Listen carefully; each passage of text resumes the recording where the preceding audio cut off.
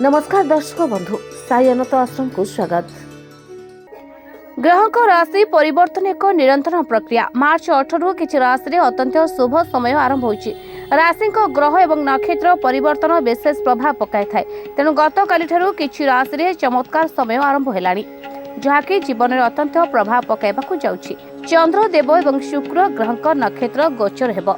पंचांग अनुसार मार्च 18 तारिख 12:41 रे चंद्रदेव स्वाति नक्षत्र रे एवं शुक्रदेव आद्रा नक्षत्र रे 3:51 रे गोचर आरंभ करिसेंती, जहाँकि अनेक राशि रे शुभ फल देबाकू जाउछि। मेष राशि व्यक्ति अत्यंत शुभ समय आरंभ होइछि।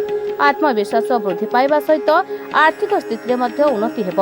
एही अवधि मध्य आपको देश तथा विदेश मध्य यात्रा करिवार संभावना रही। समाज समृद्धि एवं सम्मान लाभ करेंगे।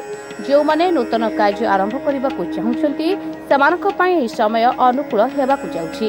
तुला राशि व्यक्ति उपकृत होगाकू जाउछंती। आर्थिक स्थिति में उन्नति आसिबो एवं जो माने विवाह पई उपयुक्त साथी खोजुछंती से माने गुड न्यूज पाई पारंती। अप्रत्याशित भावे टंका लाभ हेबो। पिलामानक सहित जड़ित भल खबर मध्य देई पारंती, जहाँ आपनक मन को खुशी रखिबो। सिंह राशि नक्षत्र परिवर्तन हेतु ए राशि व्यक्ति जीवन में सकारात्मक परिवर्तन आसबो।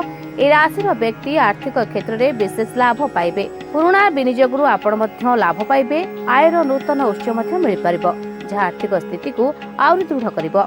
घर को अतिथि आसी पारंती, जहाँ परिवार में खुशीर वातावरण सृष्टि करिबो। शेयर बजार में निवेश करने को चाहूवा व्यक्ति समय भल रहिबो। कन्या राशि शुक्र नक्षत्र परिवर्तन फल कन्या राशि चमत्कार घटिबाकू जाउछि।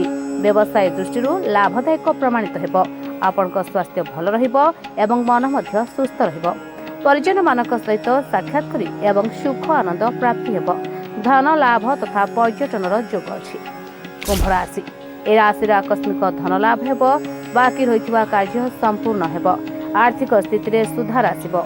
पारिवारिक जीवन सुखमय हेबो। भाग्य बदलिबा सहित आर्थिक अभिवृद्धि मध्य घटिबाकू जाउछि। चाकरी व्यवसाय रे मान सम्मान प्राप्ति हेबो। प्रमोशन मिलिबार सुजोग रहिछि। गृहस्थ जीवन रे आनंद व्याप्ति रहिबो। शुक्र कला भोग विलास एवं आकर्षण कारक भाव में विवेचना करा जाय। एपरि स्थिति रे यदि शुक्र जने व्यक्ति राशि फल रे शुभ स्थिति रे थांती ताहले तांको ठारे किछि कला गुण रहिबा आवश्यक। या सहित तांकर पूरा जीवन आराम रे बितिबो। तमे पुओ को नै कि बाबा पाखो आसिला परे आपनकर कोन परिवर्तन हेछि? पुओर जो गोड़ हाथ फाटुतला तार भी कोन परिवर्तन हेछि? हाँ मो एमिति जने सांग पिला जो सुनी कि आपन पाखो आसी किंतु आसिला परे मो पुओ दीर्घ 7 वर्ष हला जो कष्टटा भोगुथिला मोर हृदबोध होछि से 7 दिन रे गला भलिया लागिला। तेणु करी बहुत सॉल्व हो जाइछि। एथिबाई बाबा को कोटि कोटि प्रणाम। आ महावीरी पंचमुखी महावीर हनुमान को मो स्वामी जहाँ कहले मु भी से कहबो चाहूछि। तथापि मोर अलग अनुभूति बाबा कहले मेडिटेशन करबा पे हम 7 थारी मेडिटेशन कला परे काली करिछु मेडिटेशन मु निजे महावीर आसी कि छुई छली पेटू देबे देसी। आ मु जति कष्ट पाई जे मो कोरे भेजी कि वर्तमान अनुभव करूछि मो को भविष्य संपूर्ण भल अछि।